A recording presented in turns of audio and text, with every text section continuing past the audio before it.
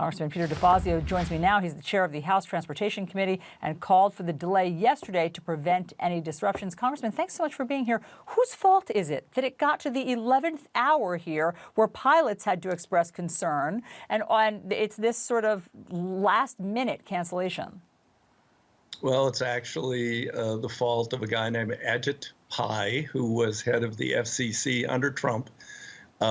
Several years ago, we said to him, myself, the aviation community, don't sell the C-band close to the radio altimeter frequency. This will jeopardize aviation. He made fun of us, belittled our concerns on Twitter, and he sold it.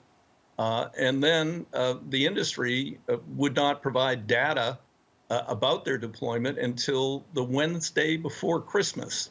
So since then, we've been scrambling to understand the impact on America's aviation system. I mean, today I was talking to the head of United. They canceled their overseas flights today because if they had gone to China, they might not have been able to come back and land. So this temporary delay is critical. And the fact is, every other country on Earth has regulated the telecoms. They make them point their signals away from flight paths. They make them operate at lower power.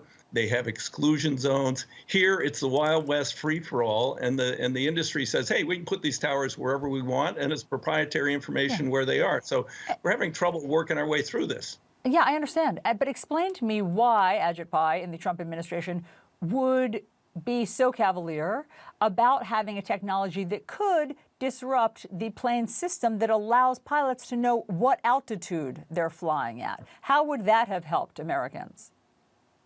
Well, they just were looking at getting the sale price for the spectrum, and they didn't want to like narrow the spectrum and take a few $1 billion less for it, or then they didn't want to condition the spectrum because then they thought the bids would be lower. They were just trying to raise a pile of money, about $80 billion, by selling the spectrum indiscriminately. Here's what AT&T said. They're quite frustrated. They don't blame the Trump administration. They blame the FAA. Here it is. We are frustrated by the FAA's inability to do what nearly 40 countries have done, which is to safely deploy 5G technology without disrupting aviation services, and we urge it to do so in a timely manner. Does the FAA still bear responsibility today? Oh, yeah, I got to say the FAA has not done a great job with this, but then again, they were jammed. They didn't get the data till the Wednesday before Christmas. Now they're just discovering that certain airplane types are affected even more than we thought. And so there was a prospect of grounding half of the U.S. fleet. Remember, what AT&T is saying is not accurate. In every other country, these things are directed away, shielded from flight paths.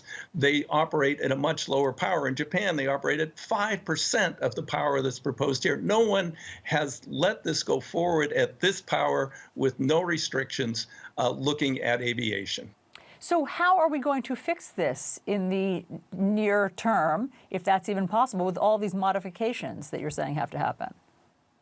Well, the industry has agreed for towers proximate to these airports to not turn them on. They'll turn on about 90% of their systems, so don't worry. You'll be able to stream high-D video games while you drive your car or walk across the street starting tomorrow in many parts of the country, just not right near airports and not in flight paths.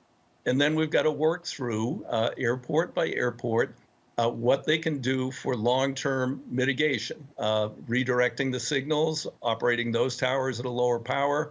I don't know, I'm not an engineer, I don't know the solutions, but the FAA needs to have a list. They need to work through it methodically. They need to give the industry some certainty and have a schedule on how we're going to do this. But how long do you think that's going to take?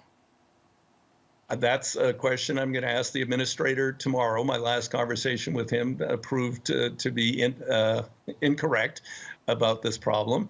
And I'm going to say, how long does it take you to do an airport? Let's just say tomorrow you wanted to do Seattle-Tacoma, who today wouldn't have had any flights because of low visibility. How long to analyze each airport? Let's have a schedule.